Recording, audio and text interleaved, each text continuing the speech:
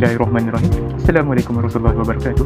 We would like to explain the challenges and strategic planning towards the empowerment of fararaid administration. When we discuss the administration of fararaid today, the most alarming statistic faced in Malaysia is the estimated 90 billion worth of frozen assets and unclaimed estate.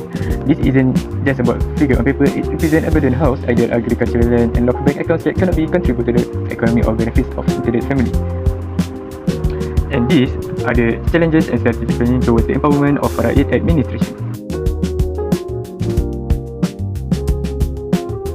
Bismillahirrahmanirrahim. Assalamualaikum warahmatullahi wabarakatuh. I would like to explain the challenges of the empowerment of fararaid administration. First, our major challenges is jurisdictional and institutional fragmentation. The core issue, there is a fundamental division between Sharia and civil legal frameworks.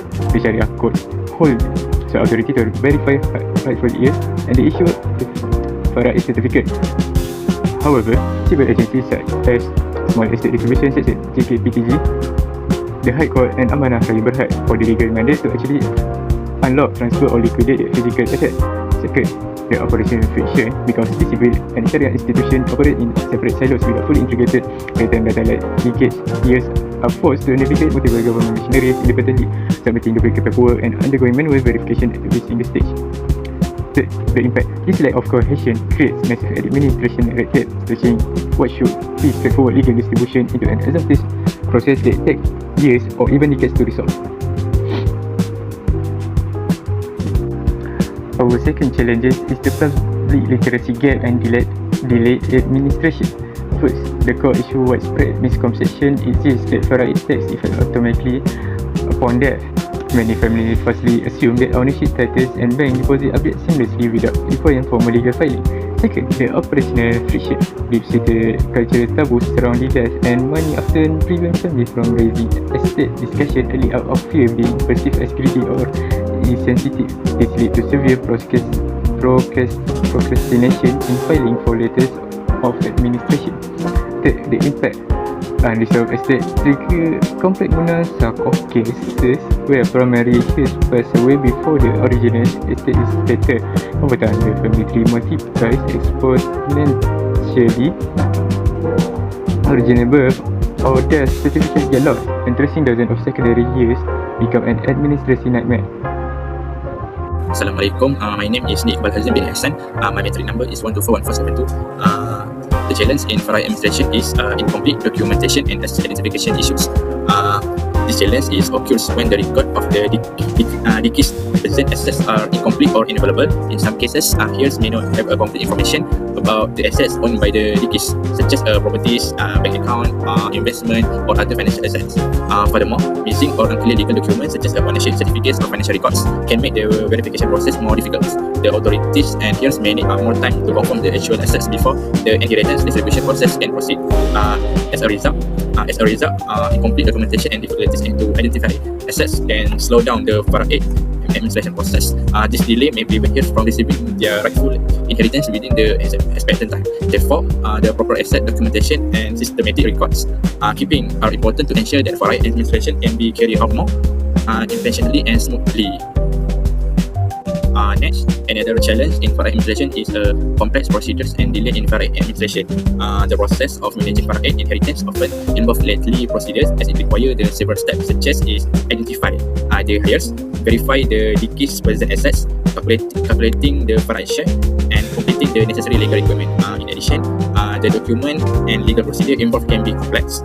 Heirs are required to prepare various documents and follow specific process before the inheritance can be distributed. Furthermore, the involvement of multiple agencies such as the Sharia Court, Land Office, and related institutions can also contribute to delay. The lack of coordination between different parties may slow down the overall process. As a result, the complex procedures and administrative delay can prevent from receiving their inheritance within a reasonable period. Therefore, improving the efficiency of procedure and coordination between institutions is important to strengthen the fararaid administration.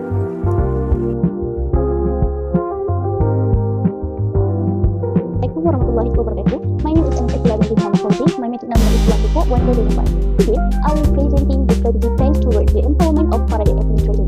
I will be focusing on the first two strategies. Our first strategy is to extend public education and awareness about fararaid.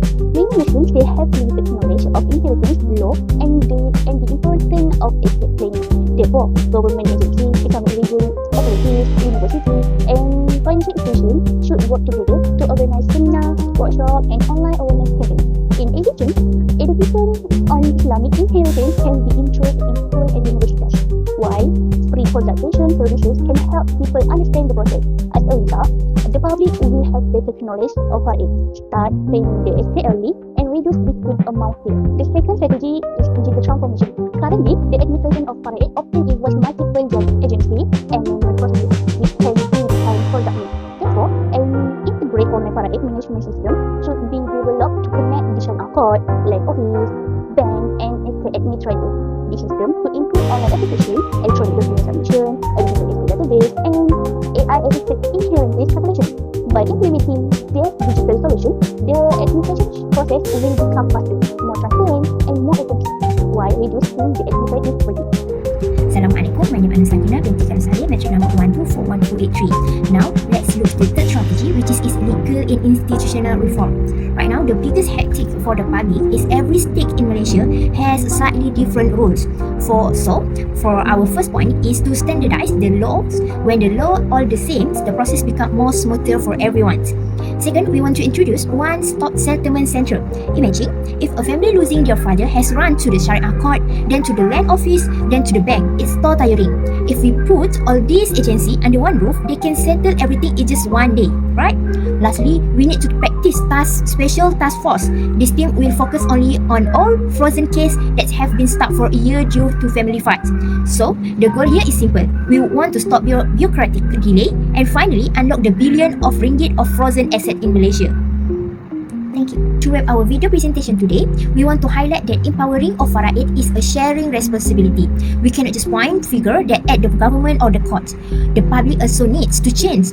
Instead of waiting of someone to pass away and then fight over properties, we must plan yearly. We should proactively use tools like hibah or the wasiah where we are still health and life. When we plan yearly, successfully protect our children's future, and most importantly, we keep the peace and harmony in our family. In Islam, this proactive wealth management aligns perfectly with the maqasid al-Shariah, especially in protecting the wealth and the welfare of the Muslim community. That's conclusion for our presentation. Thank you so much for your time.